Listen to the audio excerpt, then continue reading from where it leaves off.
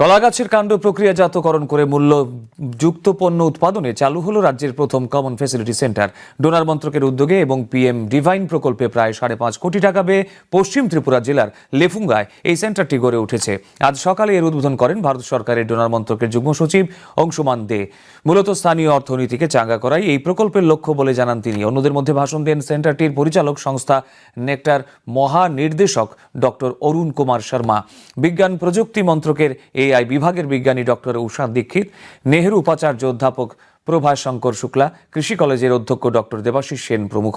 অনুষ্ঠানে 5 জন মাস্টার ট্রেইনারকে শংসাপত্র সহ বিভিন্ন সামগ্রী প্রদান করা হয়। এছাড়া সেন্টারটির বাস্তবায়ন সংস্থা সিটিআরডি এবং নেকটার মধ্যে বিনিময় হয় স্বাক্ষরিত চুক্তিপত্র। এটা পুরানো যেত না, অনেক অসুবিধে হতো।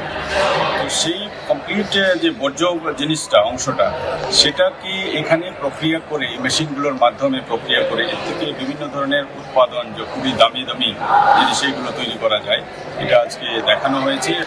যে যারা কলা চাষে আগ্রহী ছিলেন না, বাড়িতে একটা দুটো কলা গাছ থাকে, আমরা দেখেছি নিজেদের, বাকি সবটা বাজার থেকে কিনে আনতে হয়। আমার মনে হয় এটার মাধ্যমে কলা চাষ আরও বাড়বে প্রচুর পরিমাণে।